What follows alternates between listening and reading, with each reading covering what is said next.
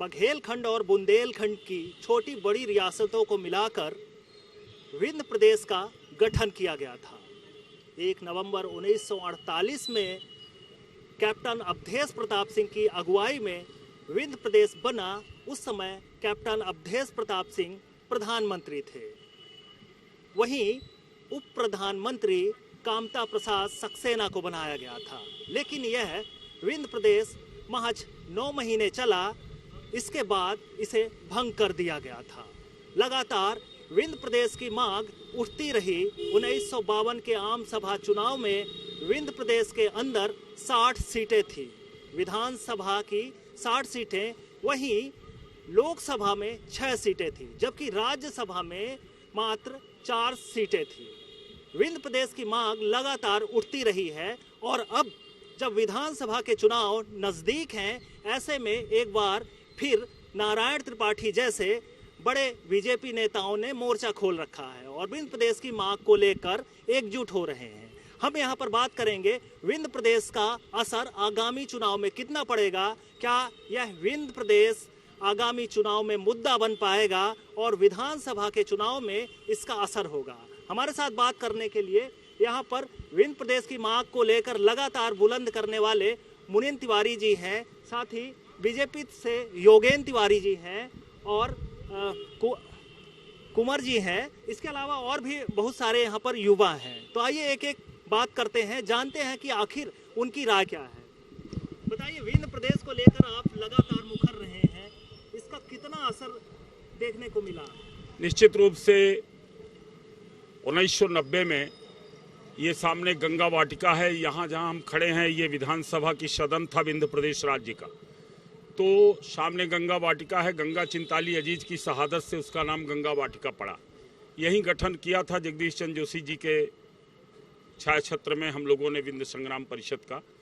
तब से लगातार संघर्ष कर रहे हैं, लेकिन आज की तारीख में विंध्य प्रदेश की चर्चा जन जन में है कि हमारा स्टेट मिलना चाहिए, हमारा स्टेट बनना चाहिए, हमारा स्टेट छोटा स्टेट होगा तो विकास करेगा।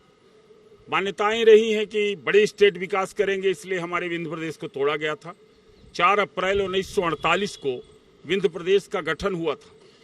दिल्ली के अंदर से आदेश आया, विंध्य प्रदेश राज्य बन गया और ये स्टेट चलते चलते 1 नवंबर 1956 को, जैसा आपने बताया, समाप्त कर दिया गया और मध्य प्रदेश में विलय कर दिया गया। 1950 में ही खत्म करने का आदेश आया था, लेकिन हमारे जांबाज समाजवादियों ने उस समय आंदोलन खड़ा किया। बस स्टैंड, जो पुराना बस स्टैंड है, वहां गोली चल गई।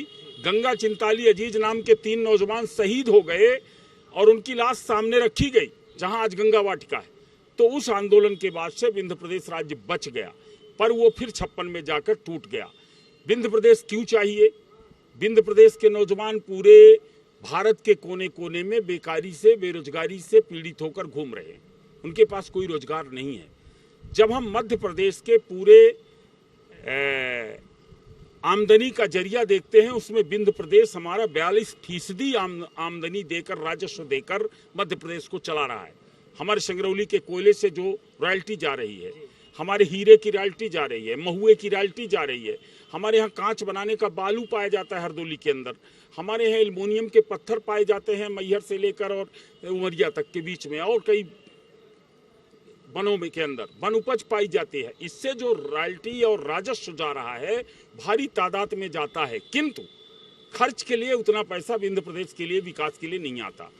तो हम पूरा मध्य प्रदेश चला रहे हैं, हम बिजली पैदा कर रहे हैं, हम सोलर प्लांट लगाकर गुड़ में मेट्रो चला रहे हैं दिल्ली की, और हमारे नौजवान सूरत के अंदर जाकर, बंबई के अंदर जाकर, हैदराबाद के अंदर जाकर, बेंगलुरु के अंदर जाकर होटल में कप धो रहे हैं, प्लेट धो रहे हैं। तो ये हमारे लिए कष्टकारक है। इसलिए विंध्य प्रदेश बनना चाहिए। जागरण, जन जागरण हुआ है, यद्यपि अभी जनमानस इतनी हालात में नहीं पहुंचा कि वो जाकर के और अपने विंध्य प्रदेश को छीन ले। बिल्कुल, निश्चित तौर पर विंध्य प्रदेश की मांग 1956 के बाद से लगातार जारी रही। हाल ही में बीजेपी, आपकी ही पार्टी के एक विधायक नारायण त्रिपाठी जी मोर्चा खोल रखे हैं और विंध्य प्रदेश की मांग लगातार कर रहे हैं। विंध्य धरा को नमन करते हुए अपनी बात की शुरुआत करते हैं। यह विंध्य धरातल ऐतिहासिक काल से कहते हैं कि जब पूरे धरती में जलमग्न थी, उस समय भी ये बिंद पल्लवित था और अपने उस ऐतिहासिक विरासत को लेकर जहाँ पर ऋषि मुनियों ने ऋचाओं का गान किया है, कल कल बहती नदियाँ, हमारे बिंद श्रृंखला जो है वो अपने अंदर उन सब सुंदरता को, प्रकृति की अनमोल धरोहरों को समेट के रखा है। सफ़ेद शेर हमारे इसी धरती में मिले हैं। कुल मिलाकर यह बिंद धरा उन सब ऐतिहासिक, सांस्कृतिक और प्राकृतिक धरोहर से संपन्न है। हम सब बिंदवासी सहजता और सरलता के लिए हमारा जो व्यक्तित्व है इस प्रकृति से मेल करता है, मेल है, और हम बहुत ही शांत प्रिय और सबको साथ में लेकर चलने वाले व्यक्तित्व के लोग हैं। कहते हैं कि जब किसी के ऊपर विपदा आती है तो वो बिंद धरा में आता है। एक चित्रकूट का है कि जा पर विपदा परत है सो आवत यह देश। यह हर स्थिति में बिंद प्रदेश विशेषताओं से भरा हुआ है और बिंद प्रदेश को समाप्त करने का पाप कांग्रेस पार्टी ने किया। और आज वही कांग्रेस के लोग जिन्होंने दर्द दिया है वो आज दवा की बात करते तो हंसी आती। आपने क्यों समाप्त किया बिंद को, उसका तो जवाब दीजिए। आज अलापते हैं कि वो हम बिंद बनाएंगे, ये करेंगे। हमेशा बिंद प्रदेश के साथ कांग्रेस पार्टी ने सौतेला व्यवहार किया। यहाँ के सांस्कृतिक, यहाँ की ऐतिहासिक, यहाँ की जनगाथाओं को दबाने का काम किया। माननीय मुख्यमंत्री जी ने हमारे अभी घोषणा की है कोलगढ़ी जो त्योंथर में है उसका पुनर्निर्माण करेंगे। हम उस सांस्कृतिक विरासत को बचाने का काम कर रहे हैं जो इस बिंद धरा में है। बिंद के लिए भारतीय जनता पार्टी वरदान बनकर आई। जब बिंद का विलय हुआ था, कांग्रेस पार्टी ने वह पाप किया था तो कुछ समझौते हुए थे कि इस क्षेत्र के लिए हम विकास करेंगे, परंतु कांग्रेस का जो चरित्र है, चेहरा है, झूठ बोलना और मुकर जाना, वही। तो क्या अब जो है बीजेपी विंद प्रदेश बनाने में सहयोग करेगी? हम अपनी बात रख देते फिर इस तथ्य में भी आएंगे। तो बाणसागर का बांध माननीय मोरारजी देसाई ने भूमि पूजन किया और माननीय अटल जी ने उसे पूरा किया। और आप सब जानते हैं कि इस बाणसागर बांध ने इस बिंद धरा की दशा और दिशा बदल दिया है। आज संपन्नता हर घर में पहुंच गई इस बाणसागर बांध से। ललितपुर सिंगरौली रेल लाइन का मर्जन के समय जब बिंद का विलय हुआ था तो एक ये प्रस्ताव आया था, परंतु कांग्रेस ने उसे ठंडे बस्ते में डाल दिया, एक कौड़ी पैसा नहीं दिया। भाजपा सरकार आने के बाद उसमें गति शुरू हुई। भारतीय जनता पार्टी ने बिंद के गौरव को पुनर्स्थापित करने का काम किया। सिंगरौली से लेकर भोपाल तक, चित्रकूट से लेकर अमरकंटक तक सुंदर सड़कों का जाल, विश्व स्तरीय सड़कों का जाल, उद्योग का जाल बिछाया और जन जन को वह सब सुविधाएं दी जो जिसके हकदार बिंद प्रदेश था। आज अगर 1 रुपये इंदौर और मालवा के लिए जाता है तो 1.25 रुपये बिंद क्षेत्र के लिए आता है। और जैसा आप देख रहे हैं भाजपा सरकार आने के बाद जिस तेजी के साथ बिंद का पुनरोदय हुआ है और वह वैभव पुनः स्थापित हो रहा है, उसमें हमारे स्थानीय विधायक माननीय राजेंद्र शुक्ला जी, हमारे सांसदगण और हमारे सभी विधायक बंधु का बहुत योगदान है। 2003 के बाद से 80% जो सीटें हैं वो भाजपा को बिंद की धरा दे रही है। और बिंद की धरा इसलिए दे रही कि भाजपा ने उनके अरमानों को पूरा करने का काम किया है। सिर्फ एक सुगुफेबाजी का खेल जो कांग्रेस पार्टी करती है, करना कुछ नहीं है, सुगुफा छोड़ देना है, उसी में खेल हो रहा है। आज बिंदु अपने वैभव को प्राप्त कर चुका है। हम मध्य प्रदेश में सबसे अग्रणी क्षेत्र की ओर तेजी से बढ़ रहे हैं। आज हमारे पास सब है। माननीय तिवारी जी ने कहा है कि हमारे यहाँ सौर ऊर्जा का प्लांट से हम दिल्ली की ट्रेन चला रहे हैं। इससे बड़ी खुशी क्या हो सकती है। हम तो गौरवान्वित हैं कि आज बिंदु हर क्षेत्र में अग्रणी और तेजी से आगे बढ़ रहा है। हम बिंद के गौरवगान को आगे बढ़ाएंगे और बिंद को उस परम वैभव की ओर ले जाने का काम भारतीय जनता पार्टी कर रही है। बिल्कुल। शिव सिंह जी, आप बताइए कि यहाँ पर समाजवादियों का गढ़ रहा है विंद। आपको क्या लगता है कि जैसे योगेंद्र जी ने यहाँ पर विंद का गुणगान किया, कितना खरा उतरते हैं?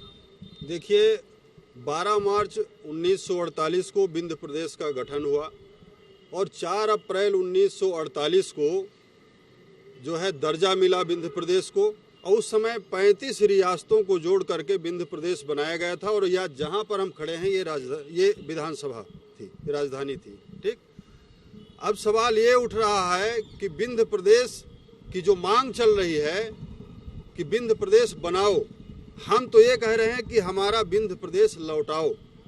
जो चीज़ पहले से बनी थी, जिसको छीना गया, हम उसको लौटाने की बात कर रहे हैं।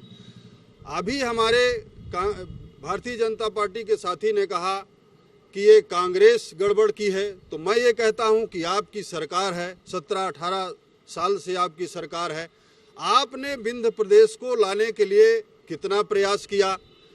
मेरा तो ये आरोप है कि आपने, कांग्रेस यदि विंध्य प्रदेश को नष्ट करने का काम किया है, तो आपने विंध्य प्रदेश की सारी जो यहाँ ज़मीनें हैं, जो यहाँ पर विंध्य प्रदेश के जो सारे प्रतिष्ठान बने थे, जो बड़ी बड़ी इमारतें थी, जो यादगार थी, उनको आपने बेचने का काम किया है, लूटने का काम किया है, हजम करने का काम किया है, जिसका श्रेय भारतीय जनता पार्टी पर जाता है। आपने कहा कि, हमारे मुख्यमंत्री ने कहा कि कोल भवन बनाएंगे, पूरे मध्य प्रदेश के हर जिले में कोल भवन बनेगा और रीवा जिले से शुरुआत होगी, और वो जो है उनके सम्मान की बात होगी कोल समाज के लिए। तो मैं ये कहना चाहता हूं मध्य प्रदेश के मुख्यमंत्री शिवराज सिंह से कि क्या कोल भवन बनाने से कोल समाज के लोगों को रोटी रोजगार मिलेगा? क्या स्वास्थ्य सुविधाएं मिलेंगी? क्या उनको शिक्षा मिलेगी? क्या अन्य व्यवस्थाएं उनको मिलेगी? ये सवाल आज पैदा है। तो सारा जो आरोप है, मैं तो सारे राजनीतिक दलों पर यह आरोप मढ़ने जा रहा हूं कि विंध्य प्रदेश जो यहाँ आज लौटाने का काम नहीं हुआ है, वापस नहीं ला पाए हम लोग, इसमें सारे राजनीतिक दल के लोग जिम्मेदार हैं। और जिन लोगों ने विंध्य प्रदेश को लेकर के आंदोलन चलाने का काम किया, वो सारे लोग राजनीति का शिकार होते रहे। हमने जन जागरण नहीं किया, हमने जनता को एक करने का काम नहीं किया, जिसका परिणाम हम भोग रहे हैं। और यदि पूरे गांव-गांव जाके वोटर लिस्ट उठा करके हम सर्वे कराएं और जनता की राय लें और जनता से हस्ताक्षर कराएं, तो विंध्य प्रदेश को वापस लाने में कोई दिक्कत नहीं होगी। और मैं ये भी कहना चाहता हूं कि विंध्य प्रदेश के नाम पर चाहे कोई दल बना ले, चाहे कोई संगठन बना ले, या जहां तक आपने चुनाव में कहा कि 2023 में क्या असर पड़ेगा, तो विंध्य प्रदेश की मांग का कोई असर पड़ने वाला नहीं है, क्योंकि हमारे इस विंध्य प्रदेश का कोई नेता नहीं चाहता कि विंध्य प्रदेश वापस आए, हमारा विंध्य प्रदेश पुनः हमें वापस मिले। सबसे दोषी यहाँ के राजनीतिक दल के लोग हैं, आंदोलन चलाने वाले लोग।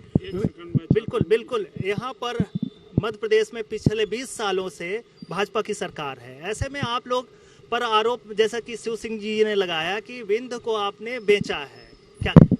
कांग्रेस पार्टी का चाल चरित्र और चेहरा जनता जानती है। झूठ बोलना और अफवाह फैलाना इनका मूल स्वभाव रहा है। भारतीय जनता पार्टी ने इस विंध्य के गौरव को वापस लाने का काम किया है।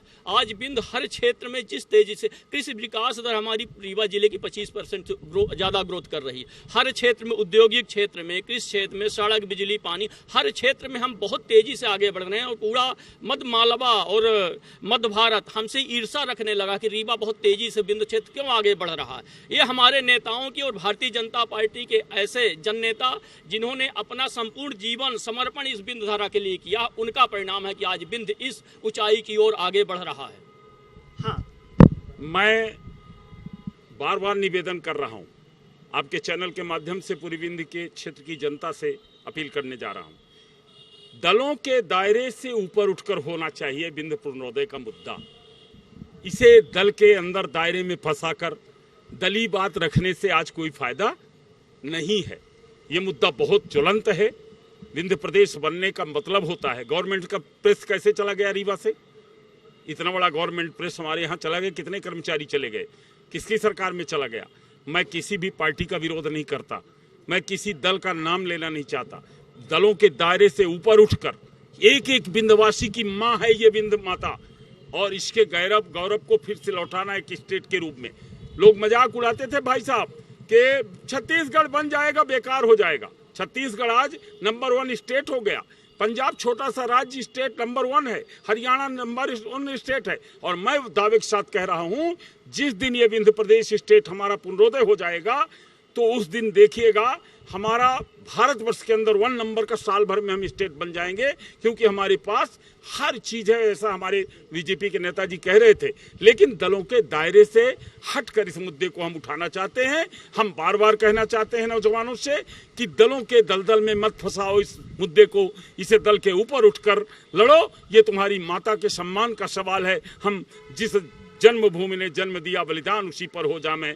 और बहुत सुंदर बात कई लोगों ने अभी कहा है आपके बीच में, चित्रकूट में रमी रहे रहीमन अवध नरेश, अज्जा पर विपदा परती है ते आवत ही देश। इसका मतलब ये है कि ये देश का मतलब था ये विंध्य प्रदेश, और हम उस विंध्य प्रदेश के पुनरोदय के लिए फिर से ये स्टेट बनाने के लिए दलों के दायरे से ऊपर उठकर संघर्ष के लिए अपने नौजवानों से अपील करते हैं। धन्यवाद। जय हिंद। विंध्य विलय का लगातार विरोध हुआ, और जैसा कि देखा गया था कि जब पहली बार विंध्य का विरोध हुआ उस समय 3 लोगों की यहाँ पर सदाहत हुई थी, गंगा, चिताली और अजीत, जिनकी पुलिस ने गोलियां मार दी थी और वो शहीद हो गए थे। उसके बाद से लगातार विंध्य की मांग बढ़ती रही।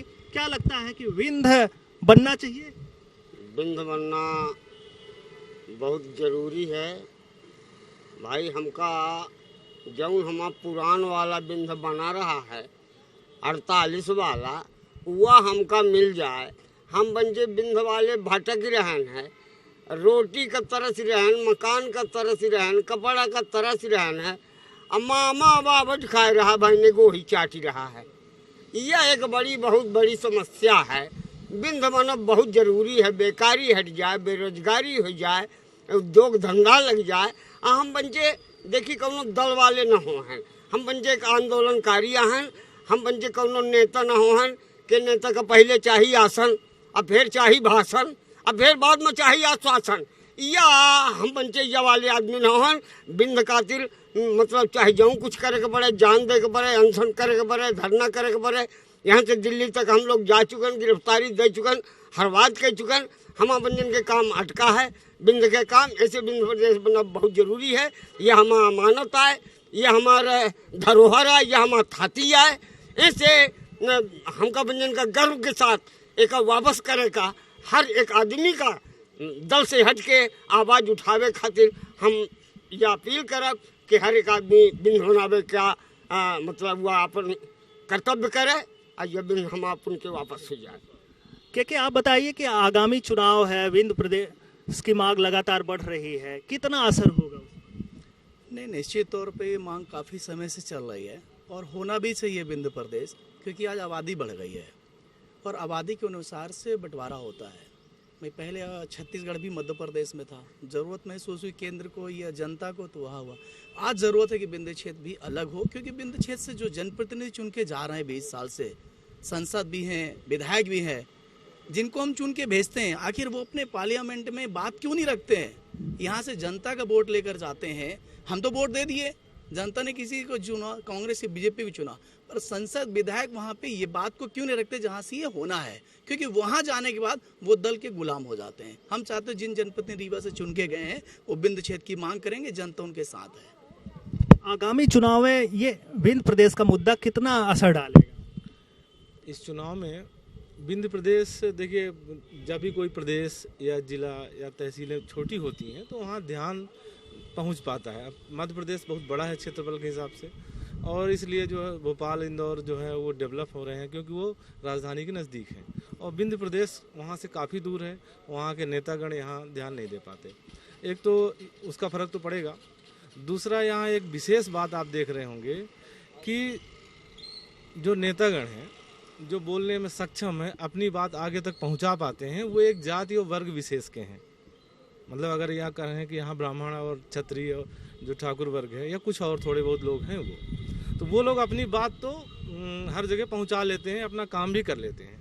लेकिन जो यहाँ की गरीब जनता है उनका प्रतिनिधित्व करने वाला कोई नहीं है।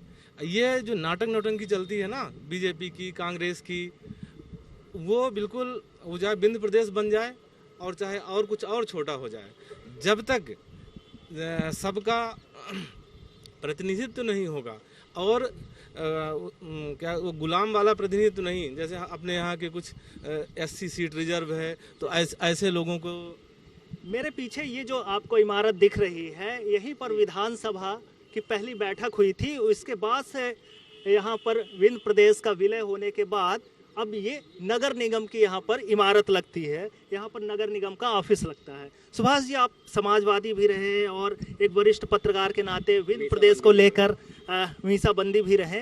आपने जेल भी देखा जहाँ विंध्य प्रदेश के आंदोलनकारियों को जेल में डाला गया था।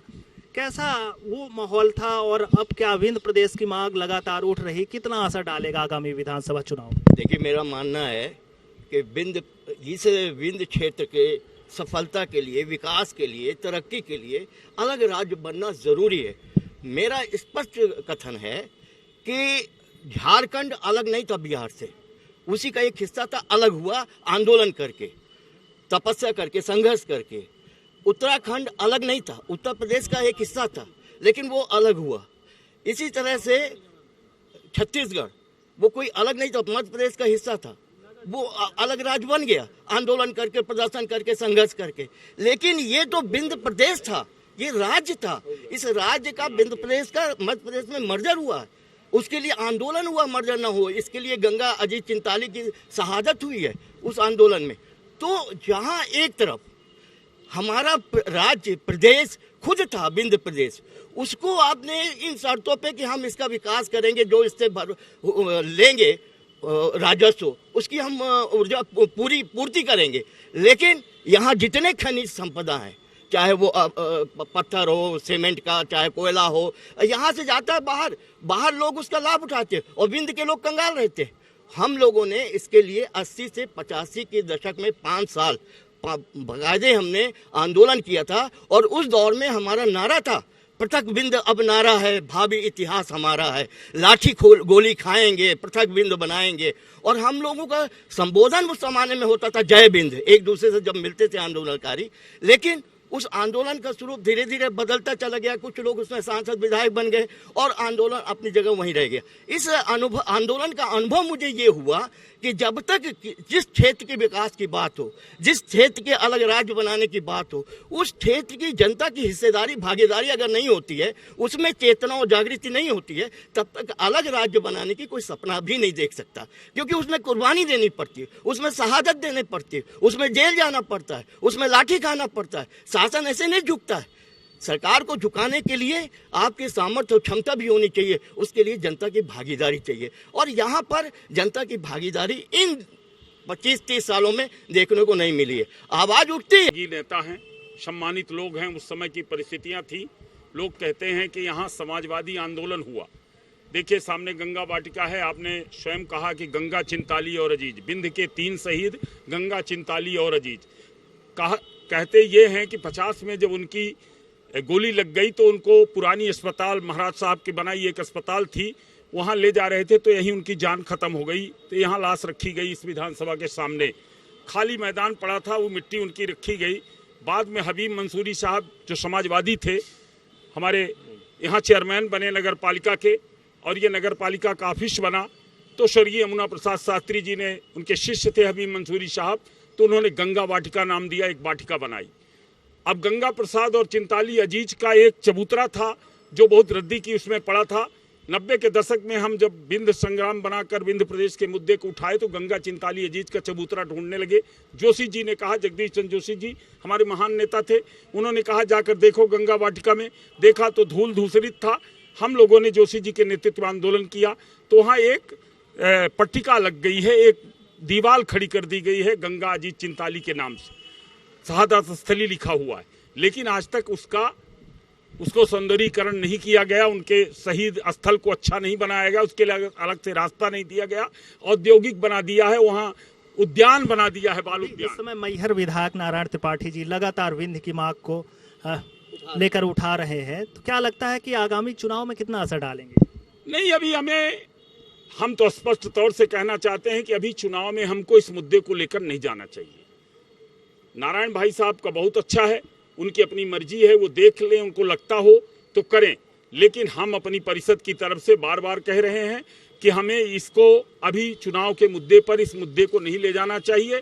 चुनाव से बाहर रहकर सभी राजनीतिक दलों के लोगों से हमको कहना चाहिए कि दलों के दायरे से ऊपर उठकर, जाति और धर्म के दायरे से ऊपर उठकर विंध्यवासियों के लिए विंध्य प्रदेश के पुनरोदय के मुद्दे को चलाना है।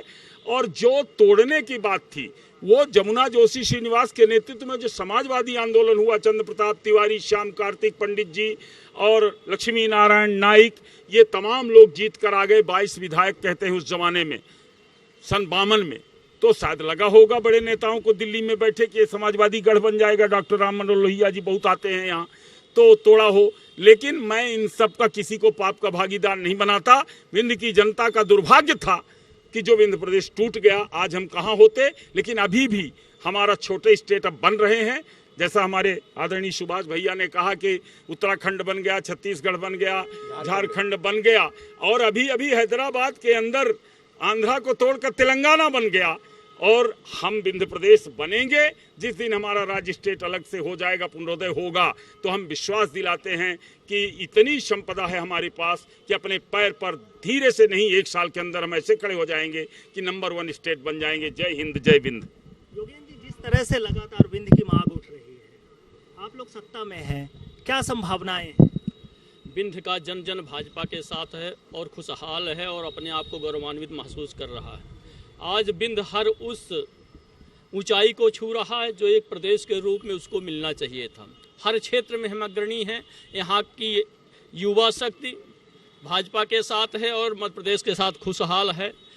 विंध्य का गौरव भाजपा ने लाने का प्रयास किया है, चाहे सांस्कृतिक हो, चाहे ऐतिहासिक हो, चाहे विकास की बात हो, हर क्षेत्र में भाजपा ने विंध्य को दिया है। और इसीलिए विंध्य की जन जन में भाजपा है और भाजपा के साथ विंध्य की जनता है।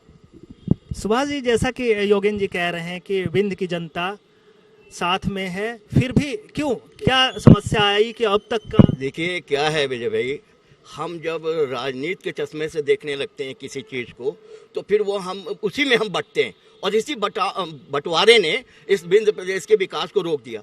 मैं ये कहता हूँ एक शब्द में कि तत्कालीन सरकार ने विंध्य क्षेत्र के साथ छल किया। उसी तरह से जैसे विंध्याचल पर्वत को झुकाने के लिए अगस्त मुनि ने उसको रास्ता देने के लिए झुकाया और गुरु होने का फायदा उठाया, और वो आज विंध्याचल पर्वत आज भी उसी तरह झुका पड़ा है, लेटा हुआ है। तो जिस तरह से विंध्याचल पर्वत के साथ अगस्त मुनि ने छल किया था उस जमाने में, उसी तरह से तत्कालीन सरकार ने विंध्य प्रदेश का विलय करके इस विंध्य प्रदेश की जनता के साथ छल किया। आज आप ये बताइए कि आज से 50 साल पहले जो कॉलेज खुले, जो विद्यालय खुले, विश्वविद्यालय खुले, उस जमाने में गोविंद नारायण सिंह के जमाने में विश्वविद्यालय रीवा खुला या मेडिकल कॉलेज खुला, आज 15-20 सालों से मैं पूछना चाहता हूँ, एक कॉलेज अगर खुला हो तो उसका अभी बता दें। मैं रिकॉर्ड चाहता हूँ कि कौन सा कॉलेज यहाँ पे विंध्य क्षेत्र में खुला है, विशेषकर रीवा में। यहाँ पर जितनी यहाँ की खनिज संपदा है, सारे के सारे यहाँ से दिल्ली, बॉम्बे और दूसरी जगह जाते हैं सीमेंट और यहाँ से बन के कोयला। लेकिन यहाँ उसके बदले में क्या आता है, यहाँ की जनता को उसका लाभ क्या मिलता है, ये तो सरकारें बताएं। चाहे आप वर्तमान सरकारों से भी, आपने केवल इस क्षेत्र की जनता की भावनाओं का दुरुपयोग किया और शहादत को आपने भुनाया है। विंध्य प्रदेश में गंगा अजीत चिंताली की और जमाने के समाजवादी नेताओं के आंदोलन, आप यहाँ विकास के रास्ते बताइए ना। मैंने देखा है कि ये 15 साल से चुराटा से रतहरा तक की सड़कें बन रही है, अभी तक बनी नहीं है, अभी भी काम जारी है। ये 15-20 साल में जब एक सड़क बनेगी तो कितना विकास होगा इस क्षेत्र का। इसलिए मेरा कहना है कि जब यहाँ रोजगार नहीं मिलेगा, यहाँ कोई फैक्ट्री नहीं खुलेगी, यहाँ कोई कॉलेज नहीं खुलेगा, यहाँ कोई नई चिकित्सा का व्यवस्था नहीं बनेगी, माने शिक्षा, चिकित्सा और रोजगार, यही तो 3 आम आदमी की जरूरतें हैं। अगर ये तीनों चीज़ मुहैया करा दीजिए तो पृथक विंध्य की जरूरत ही नहीं है।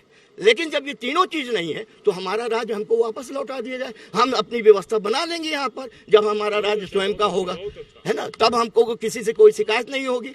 बिल्कुल। योगेन जी, आप बताइए, जिस तरह से आपका आरोप है कि लगातार विंध्य को लूटा गया है, छला गया है, ये सरासर झूठा आरोप है। हाँ, छला गया था तो कांग्रेस ने छला था और समाजवादियों के मिली भगत से छला था, उसमें भाजपा का कोई, भाजपा ने इसके गौरव को लौटाने का काम किया है। माननीय सुभाष जी एक ऐतिहासिक तत्व को गलत ढंग से पेश कर रहे हैं। विंध्याचल पर्वत ने सहृदयता का परिचय देते हुए रास्ता दिया था दक्षिण भारत के लिए, उसके साथ छल नहीं हुआ था। पर सुभाष जी को छल दिखता है। जिस तरह से समाजवादी और कांग्रेस पार्टी ने मिलकर विंध्य के साथ छल किया और विंध्य प्रदेश का विलय मध्य प्रदेश में करा दिया, इसमें दोनों दलों का योगदान है। रही बात विकास की, तो 2003 के बाद जिस तेजी से भाजपा ने इस क्षेत्र का विकास किया, ऐसी कौन सी शिक्षा है जो रीवा में नहीं मिल रही है? आपने कहा एक भी college, polytechnic college, veterinary college से लेकर सुपर स्पेशलिटी हॉस्पिटल और आज मेडिकल कॉलेज में जहां 100 सीटें थी, आज 300 MBBS के एडमिशन हो रहे हैं। हर क्षेत्र में भाजपा ने काम किया। उसी का परिणाम है कि आज विंध्य की जनता भाजपा को अपनी झोली भर के दी है और रीवा की 8 को 8 सीट भाजपा के पक्ष में जा रही है। उसी का परिणाम है। सिर्फ कर्नाटक होगा, मध्य प्रदेश में अब कर्नाटक होगा, क्योंकि भाजपा का बहुत नाटक हो गया। अब उस नाटक को समझ गई है जनता, पूरे देश की जनता समझ गई है। पूरे देश की जनता इस नाटक को मोदी की और बीजेपी की समझ गई है, इसलिए वो नाटक अब खत्म होगा। कर्नाटक ने शुरू कर दिया। शिव जी, आप बताइए, कांग्रेस की झोली में भाजपा और कांग्रेस पर आरोप लग रहे हैं, आप किस नजरिए से? देखिए, अभी आपने भाजपा के साथी से एक सवाल किया कि आप बताइए कि भाजपा इस विंध्य प्रदेश को वापस लाने के पक्ष में है कि नहीं। तो आपने एक जवाब दिया कि विंध्य का जन जन भाजपा के साथ है, लेकिन ये जवाब नहीं दिया कि विंध्य के साथ भाजपा है। ये आपने जवाब नहीं दिया। तो इससे स्पष्ट हो गया है, शायद ये मीडिया प्रभारी हैं, प्रमुख भी हैं बीजेपी के, तो ये पूरी तरह से क्लियर हो गया है कि भाजपा जो है विंध्य को वापस लाने के पक्ष में नहीं है। पहले कांग्रेस और जिसने समाप्त किया। अरे आप पहले तो आपने इसके पहले कहा है कि भाई विंध्य की जरूरत है। अरे आप पहले मेरे बारे में पढ़िए कि मैं किस दल में हूं और क्या हूं। आप कुछ नहीं जान। एक मीडिया प्रभारी को, जिले के मीडिया प्रभारी को ये नहीं मालूम कि मैं कौन हूं, तो ऐसी डिबेट में उनको शामिल नहीं किया जाना चाहिए, बिल्कुल शामिल नहीं किया जाना चाहिए। हम उनको पीछे तरफ धोखा हो गया। मेरा ये कहना है, समाजवादी कांग्रेसी दोनों सारी धरोहरों को जिसने बेचने का काम किया हो, मैं तो शुक्र मनाता हूं, ईश्वर से प्रार्थना करता हूं, विंध्यवासियों से प्रार्थना करता हूं कि इस इमारत को बचाने का काम करें। जब तक हम विंध्य को वापस लाने के लिए पूरी तरह से हम लड़ाई हमारी जारी रहे, तब से इन भाजपा के लुटेरों से इस इमारत को बचाने का काम होना चाहिए, जो हमारे विंध्य प्रदेश की राजधानी रहा। और हमारे कोर्ट का 7 साल हमने आंदोलन चलाने का काम किया। इसी निकम्मे लोगों ने हमारा लाइसेंस सस्पेंड किया है। ये पूरा रीवा नहीं, पूरा विंध्य जानता है। उस धरोहर को यहाँ के स्थानीय मंत्री और हमारे कुछ सीनियर वकीलों ने, जो वरिष्ठ पदों पर पदस्थ रहे, उन लोगों ने बेचने का काम किया है और उस कोर्ट को अंतरित करने का काम किया है और लगातार। और वो वहां पर विंध्य प्रदेश का हाई कोर्ट लगता था। ऐसी धरोहरों को इन लोगों ने बेचने का काम किया है। इनको विंध्य प्रदेश की जनता कभी माफ नहीं करेगी।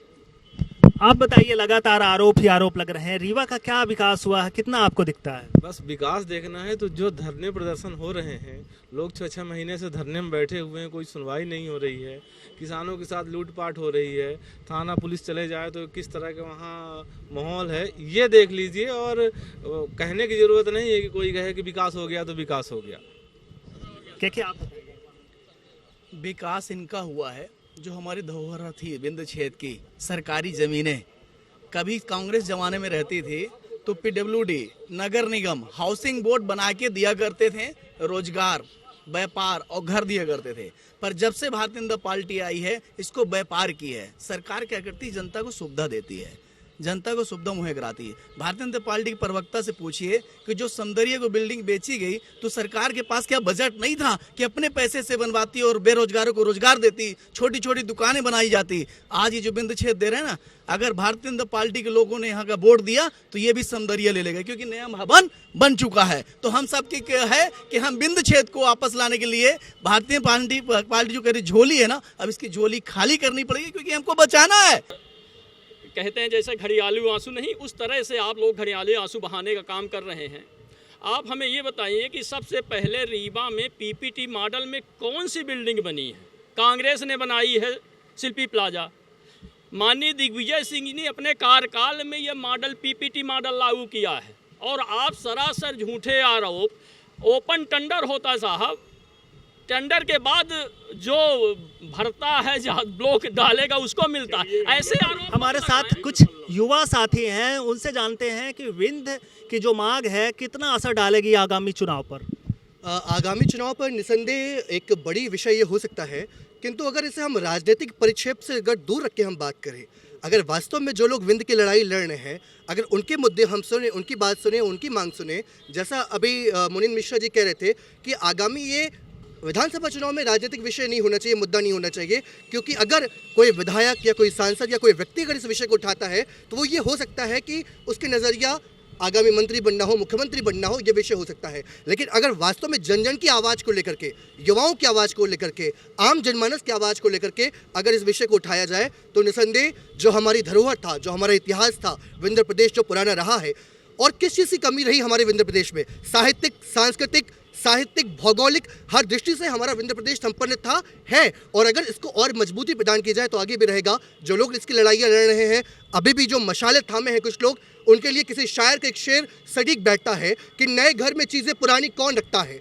परिंदों के लिए शहरों में पानी कौन रखता है, हम ही थामे रहे गिरती दीवार को, वरना इस सलीके से बुजुर्गों की निशानी कौन रखता है। वास्तव में हम लोगों को वो जो गंगा अजीत चिताली जैसे लोगों की शहादत है, अगर वो बेकार ना जाए, इसलिए आज भी अगर आम जनमानस एकजुट होकर के एक साथ इस विषय पर अगर बात करें और इस पत्रकारों का सहयोग रहे, लोकतंत्र के चौथे स्तंभ में आप जैसे और आज तक जैसे बड़े अगर चैनल का, बड़े बैनर का अगर इसमें साथ रहेगा, ये आवाम की तरह ये आवाज़ जो पहुंचेगी तमाम लोगों तक, तो निसंदेह विंध्य प्रदेश की मांग को हो सकता है हम इसको पूरी कर पाए। गंगा अजीत चिताली जैसे शहादत को यहाँ पर विंध में भूला जा रहा है। अरे उन शहीदों को तो भूला जा रहा है, लेकिन आप देखिए कि कविवर रविन्द्रनाथ टैगोर जी ने जनगण मन अधिनायक जय हे भारत भाग्य विधाता जो ये राष्ट्रगीत लिखा, उसमें जो एक पंक्ति है विंध्य हिमाचल गंगा यमुना, है ना, तो उस उछल गंगा, तो ये जो विंध्य हिमालय गंगा जमुना की बात है, तो विंध्य कहाँ है? वो तो आज से 60 साल पहले, 75 साल पहले इस राष्ट्रगान के लिए जब ये तैयारी की गई थी तो कवि के मस्तिष्क में विंध्य था और वही राष्ट्रगान का हिस्सा आज भी है। लेकिन आज वो विंध्य नक्शे पे नहीं है, धरातल पे नहीं है, विकास के नाम पे कुछ नहीं है विंध्य का, सिर्फ वो राष्ट्रगान में एक पंक्ति भर बन गया है, विंध्य हिमाचल गंगा जमुना। तो आज हम उस विंध्य को कागज़ में उतारना चाहते हैं, धरातल पर उतारना चाहते हैं, और हम चाहते हैं कि ये जनमानस में ये बात फैले कि आज विंध्य की जनता को छला गया है तत्कालीन सरकारों के द्वारा। मैं दल की बात नहीं करता, यहाँ तो दल की बात होनी भी नहीं चाहिए। जब विंध्य की बात होगी तो उसमें हर दल, हर जन, हर व्यापारी, हर किसान, हर छात्र, हर नौजवान, हर कर्मचारी, हर अधिकारी, हर नेता, हर अभिनेता, हर कलाकार, हर कलमकार, हर साहित्यकार, हर कवि, हर शायर, जब ये जुट जाएगा तब पृथक बिंदु बन जाएगा। बिल्कुल युवाओं की बात हो रही, आप किस नज़रिए से देखेंगे? हमारी बात यह है कि हम युवाएं विंध्य प्रदेश बनना चाहिए, युवाओं को रोजगार मिलेगा जिससे बाहर न जाए। बघेलखंड और बुंदेलखंड के 8 जिलों को मिलाकर विंध्य प्रदेश बना था। रीवा को विंध्य प्रदेश की राजधानी होने का गौरव प्राप्त हुआ था, लेकिन आगामी विधानसभा चुनाव में विंध्य प्रदेश का मुद्दा दिखाई नहीं देता, ये कुछ खास असर नहीं डालेगा। रीवा से एमपी तक के लिए विजय कुमार।